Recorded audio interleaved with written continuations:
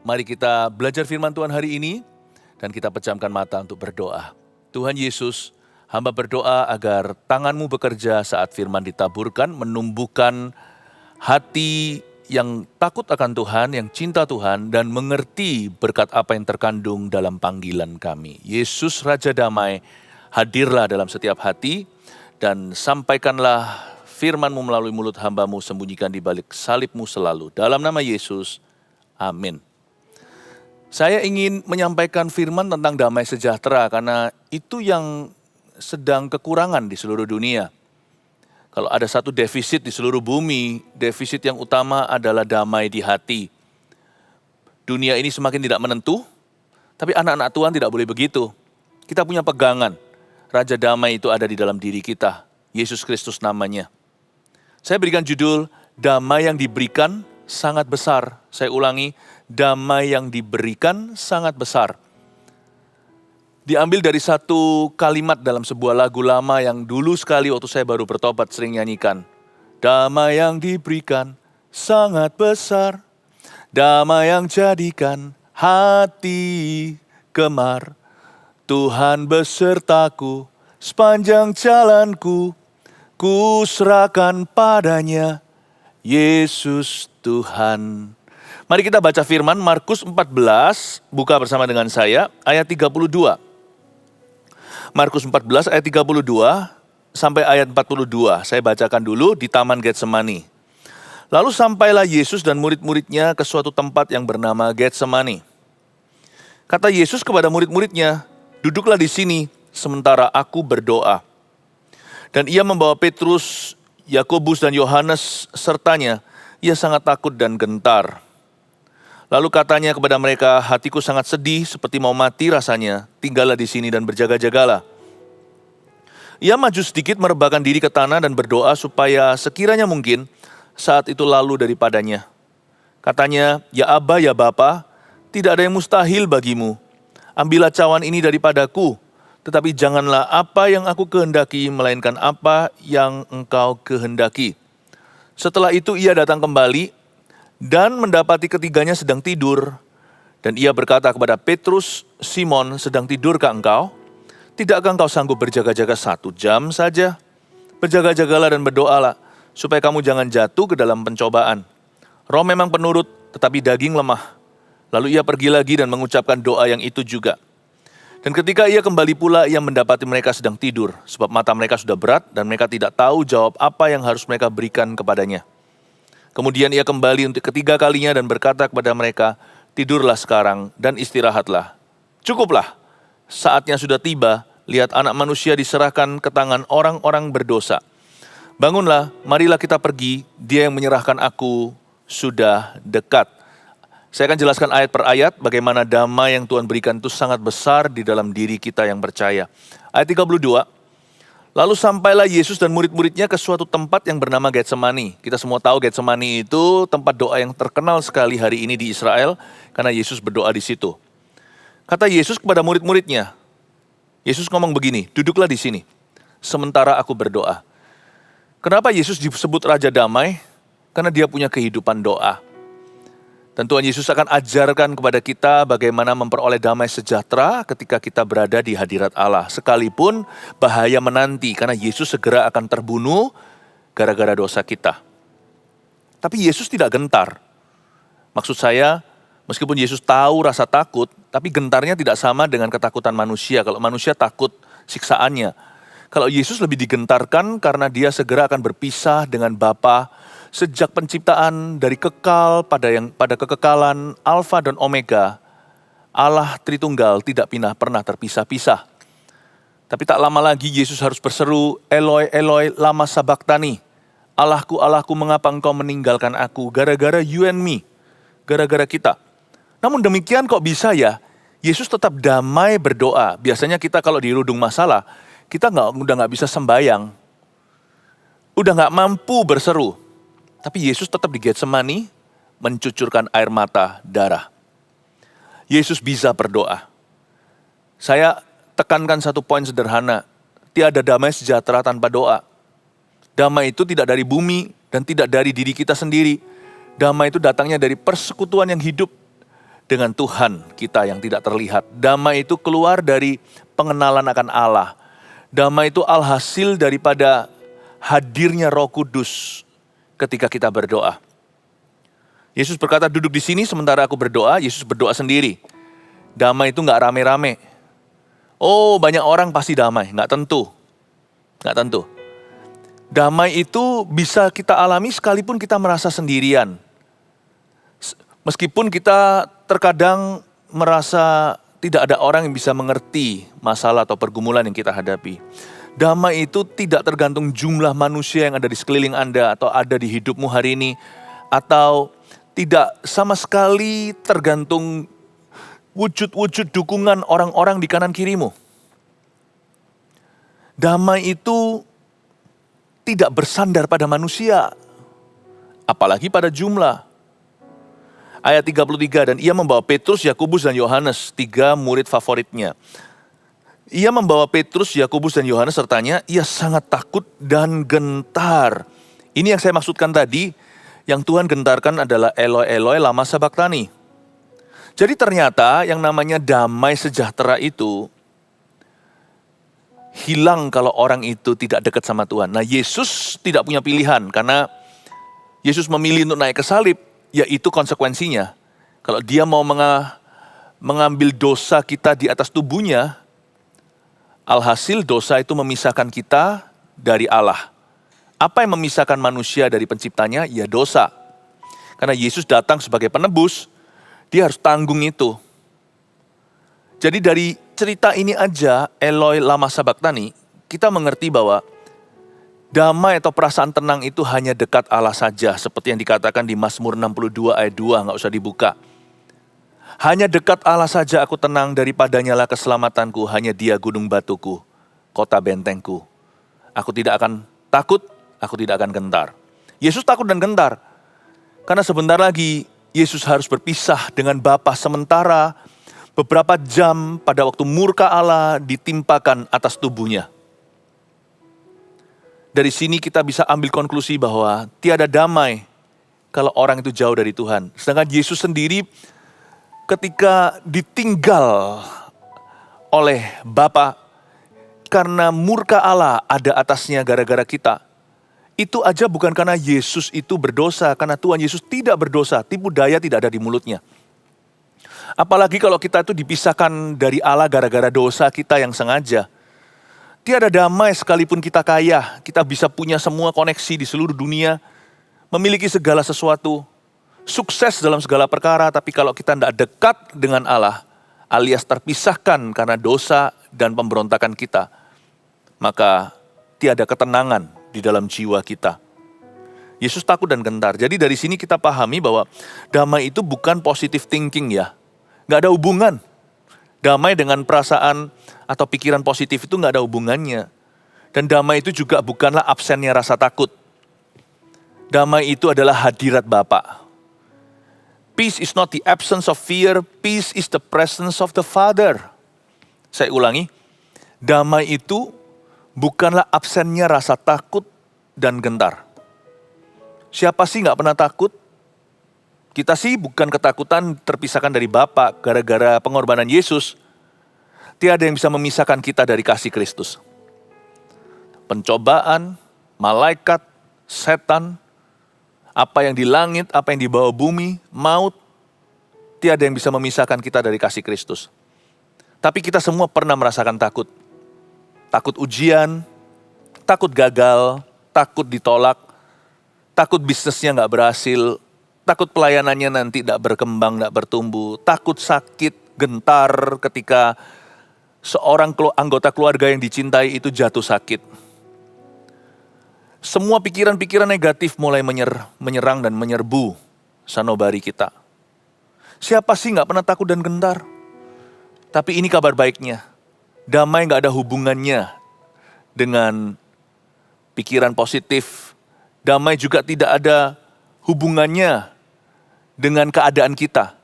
Kita bisa berada dalam masalah tapi bisa memiliki damai sejahtera. Itulah uniknya orang Kristen anak Tuhan. We can have peace amidst troubles. Kita bisa mengalami damai yang luar biasa sekalipun masalah kita sama luar biasanya. Damai bukan absennya masalah, absennya persoalan, absennya tekanan, absennya penganiayaan, absennya kegagalan. Damai bukanlah absennya rasa takut. Damai adalah hadirnya Bapa di dalam kehidupan kita. Hadirnya Yesus di dalam diri kita. Ayat 35, ia maju sedikit merebahkan diri ke tanah dan berdoa supaya sekiranya mungkin saat itu lalu daripadanya. Saya tidak fokus kepada permintaan Yesus agar saat itu berlalu daripadanya karena sangat manusiawi, karena waktu itu Tuhan Yesus juga adalah 100% anak manusia. Anak Allah, 100% Allah, juga adalah 100% manusia. Jadi Yesus juga merasakan perasaan-perasaan kita, takut, cemas, sedih, semua perasaan-perasaan yang kelabu itu. Tapi kuncinya di sini, ia maju sedikit merebahkan diri ke tanah. Kata maju sedikit itu selemparan batu. Dia maju segitu. Ketika hatimu gundah gulana dan gelisah, udah tinggalkan sebentar orang-orang di sekeliling Anda, masuklah dalam ruang doa. Ruang doa itu bisa aja kamarnya, kamar tidurnya, bahkan kamar mandi kalau nggak ada tempat lagi. Di situ maju sedikit dan merebahkan diri, belajar surrender, belajar berserah kepada Tuhan yang menguasai jiwamu. Pelajari Yesus, teladani dia. Bagaimana dia selemparan batu meninggalkan murid-muridnya, bahkan murid-muridnya yang menjadi rasa amannya pun ditinggalkan. Dan Yesus merebahkan diri ke tanah dan berdoa supaya kehendak Bapanya yang jadi. Yesus bukan mau membangkang, kalau bisa lewat lalukan, itu adalah perasaan sejujurnya. Tapi intinya dari doa Yesus adalah, bukan kehendakku, tapi kehendakmu Bapa yang terjadi. Ayat 36, katanya, ya Aba, ya Bapa, tidak ada yang mustahil bagimu. Ambillah cawan ini daripadaku. Tetapi janganlah apa yang aku kehendaki, melainkan apa yang engkau kehendaki terjadi. Ini yang saya sebut shalom peace. Shalom peace, damai sejahtera yang seringkali kita ucapkan di antara saudara seiman, shalom ya. Kita mengerti nggak ya shalom itu artinya apa? Shalom itu artinya nothing is missing, nothing is broken in all of God's good plan for you and I. Kata shalom peace itu punya satu makna yang mendalam, artinya tidak ada yang putus, tidak ada yang hilang dalam segala rencana Tuhan yang baik dalam hidup kita. Kita boleh alami ujian, kita ngalami pencobaan, tapi pada akhirnya nggak ada yang hilang. Apa yang hilang, kalau itu rencana Tuhan pasti ditemukan. Apa yang putus atau patah pasti disambung kembali, alias pulih. Nggak bisa, nothing tulus. Ikut Yesus itu nothing tulus. Ikut Yesus itu nggak mungkin bisa merugi, apalagi merugi secara kekal. Kita bisa merugi materi, kita bisa dirugikan nama baik kita karena fitnah. Kita bisa kehilangan teman kawan, bahkan bisa kehilangan anggota badan kita, tubuh kita karena penyakit. Tapi pada dasarnya dan pada akhirnya, seorang yang taat pada Kristus, yang merapat pada Tuhan, seorang yang dekat pada Allahnya, gunung batu dan kubu pertahanan, orang yang demikian tidak bisa mengalami kekurangan. Kalau Tuhan adalah gembalanya, tak akan kekurangan dia. Rencana Tuhan itu nggak selalu mulus. Bukan berarti kita itu exempt atau kita itu mengalami perkecualian. Orang lain hujan, saya kering. Jikalau daerah kota Anda itu kena banjir, anak Tuhan atau bukan, tetap kelelep air. Rencana Tuhan itu termasuk di dalamnya problema. Tapi kalau kita yang kenal Tuhan, kita yang mengasihi Tuhan, yang berseru pada namanya, problema itu akan Tuhan tunggangi dan manfaatkan untuk mendatangkan kebaikan. Sehingga pada akhirnya, kita tidak kehilangan apa-apa. Paling hal-hal duniawi. Hal itu kan datang pergi. Tapi ujungnya itu kemenangan. Karena itu disebut, kita ini lebih dari pemenang. Tiada yang bisa memisahkan kita dari kasih Kristus. We are more than conquerors. Yesus di sini mengalami musibah gara-gara kita. Tapi ujungnya dia berkata, biarlah kehendakmu yang terjadi. Itulah beauty. Itulah keindahan yang ultimate atau keindahan yang paling tinggi. Bahwa dalam Bapa, dalam Kristus hari ini, kita nggak bisa kehilangan apa-apa. Tiada yang putus dan patah. Tiada yang lenyap kalau Tuhan katakan itu milik kita. Itulah damai sejahtera anak-anak Tuhan. Anak-anak Tuhan harus punya damai begini loh. Sekalipun kita ini nggak mulus selalu, apalagi kita itu tidak luput dari kesalahan, anak Tuhan boleh damai tahu bahwa sekalipun dia kadang-kadang gagal atau salah atau melakukan kesalahan, Allah itu tidak pernah kehabisan rencana yang indah. Tuhan gak kehabisan akal. Saya bayangkan Tuhan itu pejunan kita ini tanah liat. Kalau tanah liat itu rusak di tangan maestronya, dia bisa menciptakan plan berikutnya. Bahkan dari kesalahan dan kekurangan kita serta kelemahan. Allah kita tidak kehabisan ide. Asal kita mau bertobat lagi jikalau kita salah. Saya ngomong begini bukan berarti meremehkan kesalahan loh ya. Ayo kita buat salah gak apa-apa. Toh Tuhan punya rencana berikutnya. Bukan. Yang punya pikiran gitu bertobat. Itu memanipulasi sorga. Tapi dari hati tulus saya ngomong begini. Sama sekali tidak meremehkan. Apalagi kalau persoalan dosa. Oh jangan berkata mari kita berdosa. Toh Tuhan ampuni nanti. Oh bertobatlah. Tapi meskipun kita sudah jaga ya. Siapa sih di antara kita yang bebas dari salah? Pasti dari waktu ke waktu. Minimal ketika kita gak sengaja. Kecolongan sesuatu di hidup kita. Tetapi kekristenan itu, hubungan kita dengan Tuhan itu, sebagian besar porsi shareholder atau pemegang sahamnya itu Tuhan. Kita harus setia sih, tapi ada ayat begini, sekalipun ketika kita tidak setia pun Tuhan setia. Dari sini kita aman. Hubungan ini defender, lawyer, pengacara, pembelanya, yang utama itu bukan kita. Pembela utamanya adalah Dia yang telah memenangkan kita. Jadi kalau kita pernah gagal, jangan takut gagal, tetaplah berjalan dengan Kristus secara tulus. Karena sekalipun kita bisa sekali-kali gagal, atau berkali-kali gagal, Allah kita tidak kehabisan akal. Dia tetap punya rencana indah. Saya selalu sebut Tuhan itu punya rencana B, rencana C, rencana D. Sekali lagi, saya peringatkan, jangan remehkan kesalahan, jangan kita itu asal-asalan ikut Tuhan. Dan juga jangan pernah kita itu welcome atau buka pintu selebarnya terhadap dosa karena kurang takut akan Allah. Hanya karena tahu bahwa Tuhan bisa memberi kesempatan lagi. Be careful karena ada konsekuensi. Tapi kalau kita gagal bukan karena kita memang merencanakan demikian, apa boleh buat?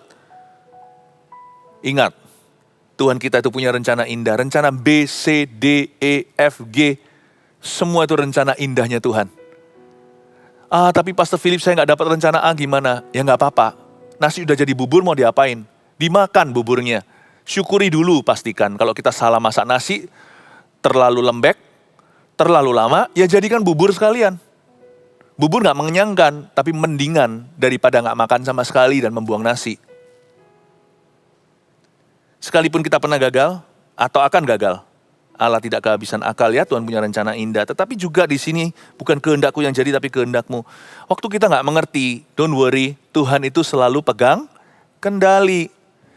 Yesus Kristus di sini menunjukkan kelemahan sebagai manusia, meskipun Yesus tidak pernah berbuat dosa. Dia berkata, namun jangan apa yang ku kehendaki, melainkan kehendakmu yang jadi. Izinkan Tuhan yang pegang kendali, damai itu akan sempurna. Waktu kita gak mengerti, jangan kita sok tahu. Atau jangan marah dan kecewa. Waktu kita tidak memahami sesuatu, terus aja berjalan dalam ketaatan. Sebab Tuhan yang memegang kendali, meskipun kita tidak mengerti, suatu hari kita akan memahami. Apa maksudnya juga Tuhan biarkan kehendakmu yang jadi? Kalau sampai sesuatu yang buruk ya terjadi, kita gak imani ya, saya gak doakan. Aduh, seburuk-buruknya kita ini loh anak-anak Tuhan yang namanya udah tertulis dalam kitab kehidupan. Separah apapun yang terjadi, paling tidak kan at least kita masuk sorga. Separah apapun lah keadaan kalau kita doa tidak ada mujizat. Sepertinya doa kita tidak terdengar dan tidak ada jawaban dari Tuhan. Aduh, worst come to worst. Skenario terburuk sekalipun, paling tidak nama kita sudah tertulis dalam kitab kehidupan. Kalau kita tahu kita mati masuk sorga gara-gara Yesus sudah beli, harusnya kita damai dong di hidup ini, sekalipun hidup itu kurang sempurna atau jauh dari kesempurnaan. Orang yang tahu skor akhirnya itu dia adalah sorga, kalau dia tahu bahwa ujung tali itu bukan neraka atau binasa, tetapi adalah kebahagiaan kekal dalam sorga Bapa yang baka, bukannya harusnya kita itu sekarang rasa damai? Kalau kita nonton film kan, paling kita nggak suka adalah orang yang jadi spoiler, memberitahu, oh enggak kok, nanti lakonnya nggak mati, akhirnya dia menang. Atau mereka akan hidup bahagia selama-lamanya, happily ever after. Itu kan spoiler, jadi akhirnya kita waktu ikuti movie itu sudah nggak setegang itu. Kalau film aksi, film yang thriller, yang mendebarkan. Tapi kalau kita tahu ternyata belakangnya fine-fine saja kan. Jadi sepanjang perjalanan film itu 2 jam, 1,5 jam, udah nggak tegang lagi hatinya, udah tenang. Ya kalau film sih entertainment, kurang entertaining ya kalau udah diberitahu dulu. Tapi kalau hidup kan bukan entertainment. Kalau kita sudah diberitahu ujungnya adalah sorga. Tenanglah saudara, tenanglah Bapak Ibu, damai sejahtera, peace, I speak to you. Kalau kita bisa memahami perkataan Yesus yang mendalam di Getsemani, biarkan kehendakmu yang terjadi, itu powerful sekali loh, biarkan kehendak Bapa yang terjadi. Sekarang kita harus ucapkan yang sama kepada Yesus, Tuhan biarlah kehendakmu yang terjadi, pasti damai di hati. Saya percaya Anda belajar sesuatu ya. Ayat 37, setelah itu ia datang kembali dan mendapati ketiganya sedang tidur, dan ia berkata kepada Petrus, Simon, sedang tidurkah engkau? Tidakkah engkau sanggup berjaga-jaga 1 jam? Berjaga-jagalah dan berdoalah supaya kamu jangan jatuh ke dalam pencobaan. Roh memang penurut, tetapi daging lemah. Catat itu, roh kita penurut tapi daging lemah. Sekarang akan saya jelaskan benang merahnya di mana antara statement pernyataan Tuhan Yesus bahwa roh kita itu penurut tapi daging lemah, dengan Yesus berdoa berkali-kali mendoakan hal yang sama. Ayat 39, lalu ia pergi lagi dan mengucapkan doa yang itu juga. Loh, bukannya Yesus ajari kita, doa nggak boleh bertele-tele. Ini bukan tele-tele. Ini bukan bertele-tele. Doa yang bertele-tele itu tidak ada tujuannya, dikira dengan banyaknya kata-kata doa kita didengar. Tapi yang ini bukan. Diucapkan lagi doa itu demi supaya mengajarkan kepada kita bahwa doa tidak boleh jemu-jemu. Kalau orang Farisi, tele-tele itu adalah untuk ditunjukkan kepada orang-orang di pasar. Mereka cari penghormatan manusia. Kalau Yesus di Getsemani, siapa lihat dia? Nggak ada yang melihat beliau.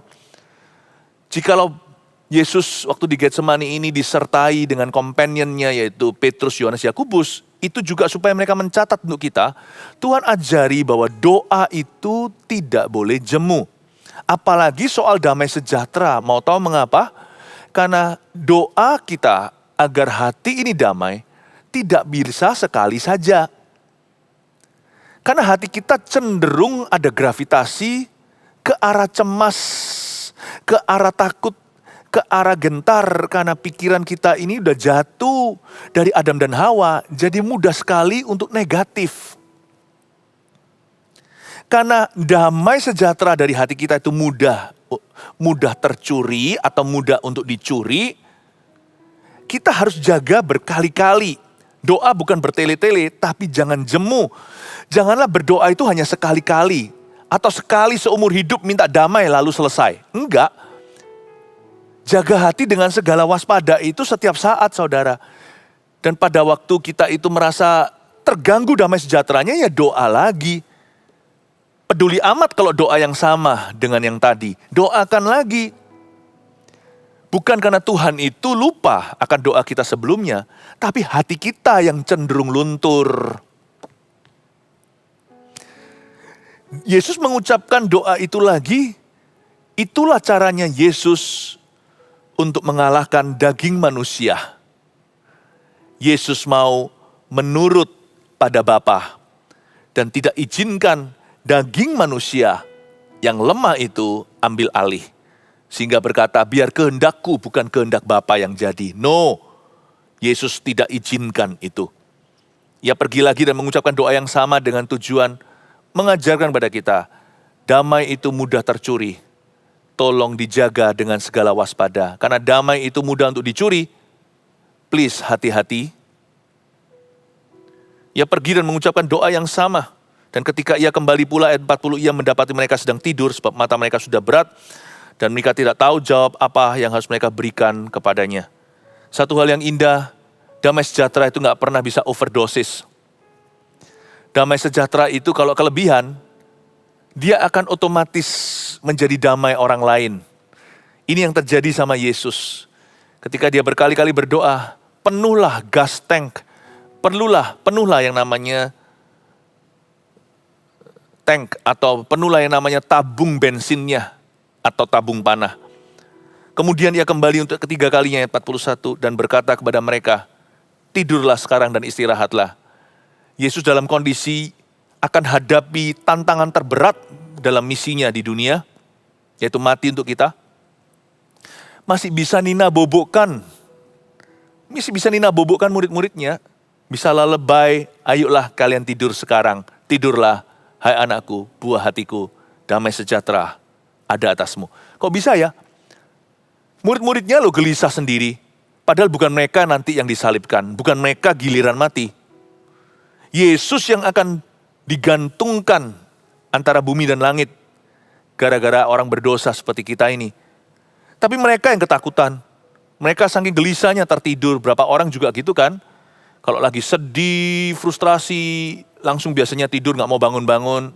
Besok paginya siang-siang pun dibanguni gak mau. Ada orang kalau stres itu tidur, tapi ada orang pula yang stres malah gak bisa tidur. Perlu obat penenang. Yesus bukan kedua-duanya. Dan murid-muridnya tertidur pulas, bukan karena mereka ngantuk saja, tapi karena mereka sedih dan berat hati. Yesus bisa kasih mereka rasa aman, tidurlah sekarang dan istirahatlah. Seolah-olah dia berkata, tidurlah nak, aku menjaga. Wow! Damai itu gak pernah overdosis. Damai yang diberikan itu memang besar. Kalau kebesaran di dalam diri kita terlalu besar, itu nanti akan otomatis overflowing ke dalam kehidupan orang-orang sekeliling kita. Terpujilah Tuhan, berbahagialah keluarga yang kepala keluarganya, sang ayah atau suami itu adalah makhluk damai sejahtera. Hanya dekat Allah saja aku tenang. Orang begitu biasanya bawa damai di keluarganya. Atau ibu rumah tangga juga bisa. Atau anak-anak bisa menjadi imam di dalam rumahnya juga. Gak hanya papa mama. Menjadi pengaruh bagi seluruh keluarganya. Damai yang diberikan itu memang sangat besar. Jangan takut kelebihan. Jangan takut berlebihan damainya. Yesus dalam masalah, segera hadapi bahaya, tapi Yesus bisa tenangkan mereka. Lalu Yesus berkata, cukuplah, saatnya sudah tiba. Lihat, anak manusia diserahkan ke tangan orang-orang berdosa. Bangunlah, marilah kita pergi dan menyerahkan. Dia yang menyerahkan aku sudah dekat. Wow, bisa dengan tenangnya berkata, aku harus hadapi pencobaan terberat, tapi gak apa-apa. Bapakku pegang kendali. Bahkan ketika aku berada di posisi yang paling terpuruk, Tuhan punya rencana yang indah.